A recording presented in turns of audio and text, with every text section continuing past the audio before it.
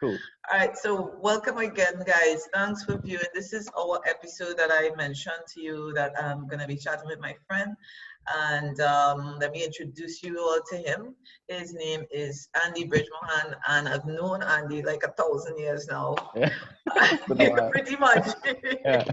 I actually met Andy when I was doing, I was teaching at the school that he did his EMT course several years ago. And from there, I can tell you, Andy has just proven to be one of the gems in EMS. He has continued to just grow on and made that difference in the EMS in Trinidad and Tobago at this time. And that's why I wanted to talk to him. And I don't want to just talk about him. I want to let him introduce himself. And from there, we'll get to the questions. So Andy, let's everybody know who you are, what you're doing, la la la. All right. Excuse me, that's not COVID, just by the way. I was No. I was having some nuts. That's the disclaimer right now. Immediately. Right. Well, I was nice and simple. My name is Andy, as Denise said, and we did meet eons ago. At school, I was my first EMT course 13 odd years ago. Denise was one of the teachers, so I actually learned a lot from her. So thank you too. You helped groom, because I mean, I took little pieces from everybody. Yeah. So I took a little piece from you. I took a little piece from Amali, who's friend to this day as well. The main instructor, Carla. There was Anthony, there was Elvin. There was a bunch of people. The queen of yes, the mom of EMS in Trinidad, I suppose. You know, so it was nice to have you and other people to kind of absorb and kind of formulate who I am. So anyway, I'm Andy. I'm a paramedic. I've been in EMS for 13 years. I'm an EMS instructor, like Denise, for about, I think 10 or 11 of those years. I don't exactly remember the date I started, because I started doing something which a lot of people don't like to do for some reason, but has a great value in it, which is volunteering. Yes. You learn a lot and you get opportunities, hence I'm employed. I remember how I started that actually, which was, I met Carla, who was owner of the school, on the steps of Movie Town. And she says, "Hey, Andy, why don't you come down and kind of get involved?" Right. And I was like, well, okay.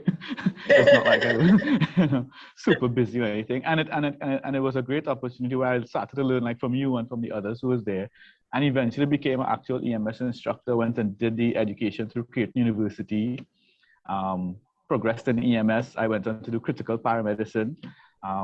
Fast forwarding that, I'm the vice president of the Emergency Medical Services Personnel Board for Trinidad and Tobago, which in case you guys didn't know, is a legislative board or body supposed to kind of help do the regulations of EMS and licensures and so forth. We're kind of new. We're not that new actually, but we have a lot of struggles these days, but that's where we sit. Presently doing a master's degree in emergency management. I mean, you never stop, right? This is what I'm talking about. And I think that's like you, and I think all of us got hit by the bug of a learning bug. Yeah. And one thing I really like to preach, and one thing I know we have that in common at ETITT, maybe it's a charisma thing we all picked up, I don't know. Even Amali, you, is that, you know, we like to, you can go, but you also want to lead an example, whereas, because a lot of people think you can't in life. Yeah. You know, like, especially a lot of these students doing EMS, EMTs and paramedics, you know, like, they feel that there's a cap. And I think maybe society, maybe parents put a cap on people. And I like to show people, if I could do it, you can too. If Denise did it, you can too. Denise running her own little business, you can too. Right. Why not? Exactly. You know what I mean? And you think these things are beyond you, but they're really not. You just need to open your mind and sometimes look at people, look at myself, look at you, look at the journey you did, look at where you're going, and say, well, why not me too? Yeah. So that's basically in a nutshell who I am.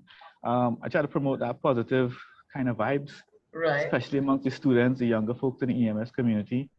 And that's basically who Andy is in a nutshell. Good. I like that, Andy, and you know, you gave us a nice picture overall of where you are at this point, and it brings me to starting up with your first question. How are EMTs and paramedics right now? How are you all coping with the current pandemic, the current deaths? Everybody is doom and gloom right now, but you all still have to go there, right? Yeah. How are you making out, and your colleagues are making out? I must say, well, I'll start off by saying the obvious. It's very stressful and frustrating on all levels. One being, so managing your mental health in life. I think May, if I'm not mistaken, May is Mental Health Month, right? Isn't it? Yes, Yes, I think it actually, is. that Yeah. So almost actually, finished. there's an awesome, there's an awesome question to ask actually, Yeah. because it ties into everything. Normally in EMS, managing your mental health is a challenge, and anything actually, in EMS in particular, and similar related fields because of the onslaught of trauma, mental trauma that they're exposed to. Mm-hmm. So normally people will do things like go to the gym. Okay, some people might do the bar thing, which is I ain't judging nobody. Go to the bar, have a few drinks, or beaches, or like I'm a movie guy, so I love to go to movie town and buy junk food. I hope my fitness trainer does not see this, but but he We might. had it But on that part, all right. all right, cool. Yeah, he's not gonna be happy about that. But that was my thing. That was just Andy's thing because I ain't no big. I'm not a drinker or anything like that. But that's my thing. I like to go to the movies and pig out and just that's my relaxed moment. And people have different ways, whether it's healthy or not healthy. But people do have various ways of coping, even if even if they don't know it's a coping mechanism. But we adapt and we develop them even subconsciously sometimes. But it's healthier to make it an active effort to manage your mental health. What makes this so challenging? Well, one of the things is that a lot of those things are restricted because of the present situation in the country, whereas we're in a lockdown, we're in a state of emergency, a lot of things aren't allowed. So some of the avenues where you would go to try to de-stress aren't available. So it's really taxing, I think, on people. And from various little conversations I have with some of my colleagues here in the field, you hear it. And sometimes you hear some undertones that are like, whoa, heavy, because people also have personal lives. And stress, as we know, could transmit into your home. Yes. You have kids, And you have what a about wife. your patient care with the stress? How is that? Patient care is tough because, I mean, for me, it's challenging, but more so, patient care is not hard, but mentally it's taxing because of for example, I went to a house recently where a young man, he contracted COVID-19. And he didn't say it, but he saw it. He's blaming himself because now his dad has it. Yeah. Gonna have to beat that out of there. But it was sad because he started to cry, when we made the call to the online doctors who could coordinate in the management of where the patients go due to availability of space and their condition. So they would give us a call and say, okay, go to X facility. Right. And when the son heard that, he was, oof. Yeah. And it's sad. And during that moment, for me, it was mentally stressful because I started to think of my folks because I live with my parents.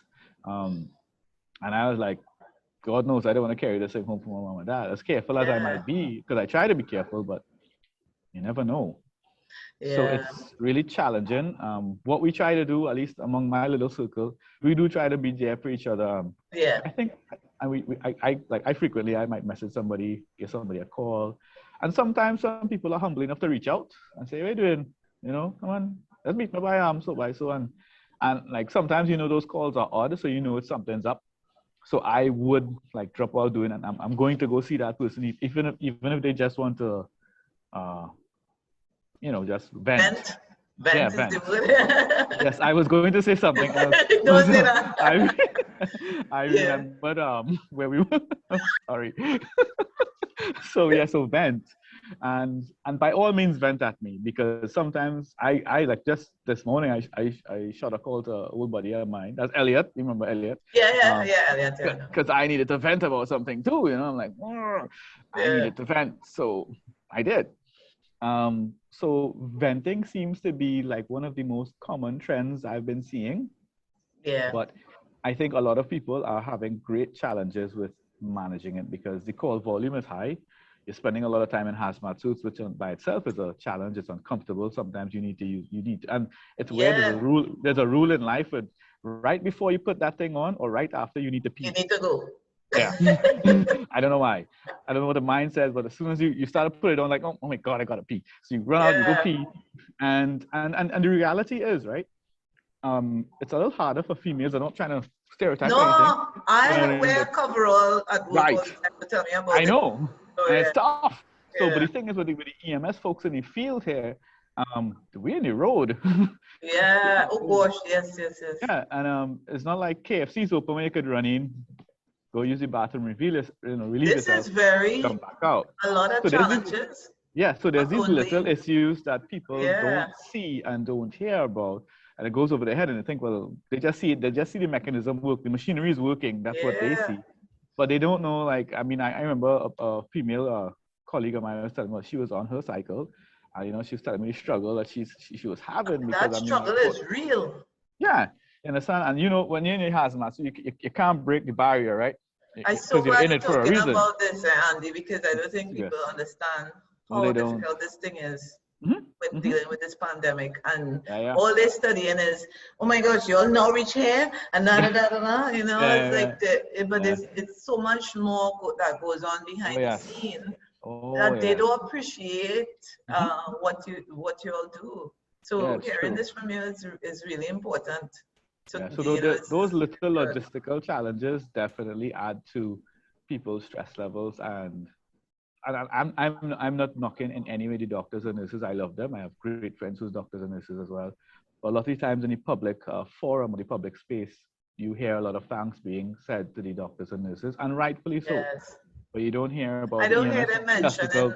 Very rarely you hear about the people like yourself on the platforms out there who making things go, making things happen. Yeah. The people, they're like EMTs who look like a safety officers in school. I mean, school not running right now, but you don't hear about all the little sectors where EMS people is just, so yes, there's the public ambulance system, yeah, sure. But the EMTs and paramedics are actually kind of spread out pretty everywhere. They're in different sectors all over the world, especially in more developed countries. They do a bunch of different things. So, so when people don't feel appreciated, it takes a toll on them. And I think too, one of the challenges I see in EMS is that there's a difficulty in understanding your role, and you get broad-washed with, and this is since the beginning of time, but I'm going to say it, you get broad-washed with Southwest Regional Transfer, and you all are the same thing, just transport, pick up and transport, not really patient care. I don't know when we're gonna reach the point where we could appreciate these persons on an ambulance drivers. They are trained personnel who manage life and death situations. And I don't think that there's the understanding. I don't know if it's ever gonna reach to the point where we could appreciate what EMS workers do. Hopefully. I agree. There is a little light I saw this week where the ministry, they called for volunteers, they called for paramedics and advanced EMTs to help with the vaccination drive. Yes, I got that text. You saw it, right? Yes. Right. So I told Carla and some other people, I was like, if you look at this is actually a really proud day in EMS. Because this wouldn't have happened before. Yeah. Now it might be small to some people, it might be insignificant, but to me, I was like, this is a proud day for us. This is something where we've been recognized as a skill set who can now help. So because we can help. Maybe that is a simple thing that we can more simple. Exactly. With my eyes closed almost. I mean, it's pretty cool to me, and I was like, maybe this is the beginning of a turnaround, and I think we should appreciate it. We have hope still. Yes, and hopefully a glimmer hope. Putting out these videos like this could help to get people more aware. That's the whole point of having these conversations, right? Awareness is important. It is. Let me see, number 2. Well, I think we kind of touched on what are some of the ways you cope with the volume of calls, and I think we touched on that, so I'll just go to number 3. What are some of the calls that stood out to you during this pandemic that you were able to experience? Well, that one for sure that I mentioned just now with the son and father, that was Very was moving. Yeah. It was troubling to me because it made me think about my folks. So that touched a nerve or 2 or 3 or 4. Was definitely while they couldn't see it because I was all PPE'd up all over the place, so they couldn't see my facial expression that much. They probably don't even know what I look like, really and truly. They probably just know my voice. But I guarantee you, I was reaching out to these people, and I tried to be really as nice as I could to them. I tried to console them as much as I could, but it was hard. One other call I had was kind of weird. Not weird, but it was like it was a guy with anaphylaxis, and he had a lot of angioedema going on. And What's I remember, angioedema for anybody who so is bunch of facial swelling, right? right? People Okay. allergic reactions. His lips, his eyes are all pow, it was all up there. But I know what I usually do with my mask. I tend to tape right here. Okay, good. So that's to prevent fog from coming up, like the safety glasses and stuff. Yes. So 'cause sometimes some air escapes a little, not doesn't mean much if it's sealed pretty well, but sometimes you breathe out, a little thing comes out. Yeah. According to how good your body seal is. So anyway, I tape it down. But that one day I forgot. And so my glasses is all fogged up. Oh gosh. Yeah. So I couldn't see. But there was this one corner on my left eye right here, and the glasses here. So I was like this, the needle like this, and I was trying to go into the eye. So it's kind of funny looking back. But that was memorable to me because like hell, I was gonna miss the vein for sure. And I missed it. I missed it 2 times, and the third time I got through. But he was good. Actually, after he got the epinephrine and all of that, and the hydrochloride, he was cool. He was good. Okay, good. But the angioedema, was it bad? Like really bad? Yeah, it was. Well, I'll say moderate. Okay. But it was. I didn't want it to get bad, so. Yeah. But he was good. He was all settled down and stabilized after that. So, but I would say that was memorable, but in a fun way for me. But that's the best. So, that's the best you get for 2020, for pandemic times. I suppose. But the more memorable ones were the ones where with the family interactions that tends to be on the sadder side of things. Those are the ones that stick in my head. More emotional kind of way. Yeah. The other stuff, like the clinical stuff, are normal. Yeah. Great. But you do something good, great. But it's those family moments that kind of got you all twisted up and. Of course, yeah. Those are the ones that always seem to be lingering on in your memory of. Oh yeah, for sure. What happened? So last one, what would you like to see from the government, persons in the public, to get through this current situation, this pandemic, especially this place? I think this is like the worst we've been in. I don't think it could get worse than this. Yeah, what do you think you'd like to see? Oh, there's so much I would like to see. Let me see if I can. Let's make it break it down into about 3 things. 3 things. Okay. 3 things. Okay. One thing I think we need to be, we should have done, and I think we could do better, is expanding capacity. And capacity doesn't mean physical space. It means skill sets too. We should use this opportunity and look at, hey, maybe we need to train more intensivists and get, people to manage ICUs and HCUs a little better, because we have a lot of people probably, because we never had a big ICU. I don't have any statistics or stuff. I don't work in the shells. I don't know. But I know for sure we were always a small ICU country. I think that's why there's not much trained persons for it, because it's usually very small. Yeah, and I think that's where we dropped the ball. As in healthcare, we should have been. I think we had time to. We saw what's happening in the other countries.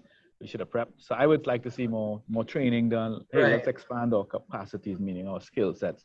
Because physical, you can't compete with the physical capacity so much, that's like almost a swimming upstream. Yes. So we need to get better healthcare. I mean, I would love to see great cooperation from the public for sure, because there's this common phrase now: don't something be seen. Yes. The super phrase right now. Yes. But beeping out that. And I think there's so much miscommunication out there about COVID not real and all these kind of things. Okay, I'm okay with that, If you don't want to believe COVID is a thing, hey, you do you. But there's something, whatever you want to call it, killing people. If you don't want to call it COVID-19, there's a thing.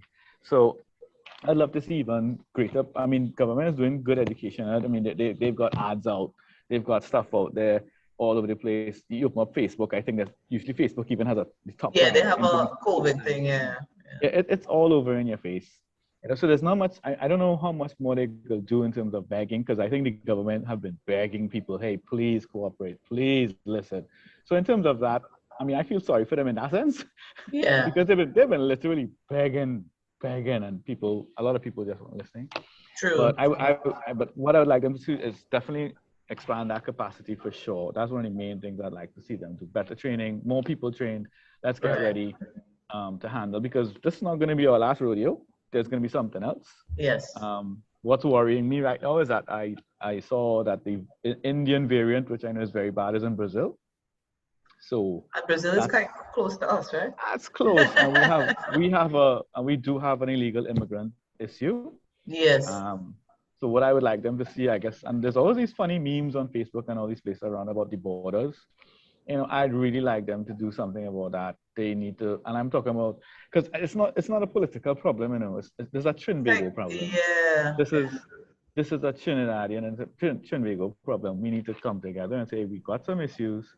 Or is that Indian variant who's going to walk right in here at some point in time? You know, Andy, I think that's the biggest thing right now for us to really come together and stick together, because I feel like there's always a Judas somewhere in what I gain from this boy. You know, we just come together. Wasn't it for me? You know, get my contract somewhere. And if you're not doing that, I'm going behind your back to see what I can get for myself, and the whole thing kind of falls apart. So that to me, I agree with. But this is a Trinbago issue. This is not a whether whoever party is a support or don't support. Great, good for you. But hey, this is a Trinbago issue, boy. We need to come together and be people. Yeah, we need to be human about this. We need to be human. Just be a good human. True. This is affecting us. Whoever you like or love or whatever party, whoever is knocked glass with, as they say, it's not the issue right now at all. We need people are dying, literally. We need to recognize that and stop playing. I mean, nah, man, we got to be real. So I would love to see them do something about those borders, or the unofficial borders. I would say, make something happen. Get some damn drones up there. Do something. Something different this time. Yes. Don't try to do the same thing, but you know, at the end of the day, we could only think about these things and hope that, you know, the higher ups could really make a difference in how they treat with this. And for now, what me and you could do is do what we have to do, which is stay home and don't go out. Cooperate. Do what they're asking us to do. Yeah. So begging. They've been literally. I mean, you know, as funny as it was, I saw people make fun of the health minister about a tear came to his eye. So that was a whole big. They brought memes and all that. I mean, it was funny as hell. But you know, if you look at that stop looking at it superficially, whether the man was lying, not lying, I don't care. You understand? But the man was making a point. Still, hey, he saw people on the promenade, doing what they want. And so let's look past the joke, and the man was still making a point. They had to block off the damn promenade for the screen. Imagine that. Imagine that. Yeah, it's rough, and people are dying, literally dying. Tough. But I just wanted to say that, you know, the ability for you to share all this information is so much appreciated. And I hope when I do get to put this video out there, that it could really be something that people could take in and have a different perspective when it comes to EMS workers out there, not just persons who they think driving an ambulance. These are people with families. These are people who put in themselves out there for the country, pretty much at the end of the day, because literally you're doing everything for everybody. So with that, Andy, I would say thank you for sharing, and welcome. Thanks for having me. It's good chatting again. I feel like if we were in Starbucks again, but we met up the last time. Yes, it's true. It's true. Very true. Yeah, and it's my pleasure. You to make sure you take care of yourself. I know you're always going to do that, but continue to take care of yourself and stay safe, man. Thank you. You do the same, and love to you and your family. Yes, and ditto. I'll say the same. All right. All right, take care. Bye-bye. Bye, Andy. Bye-bye.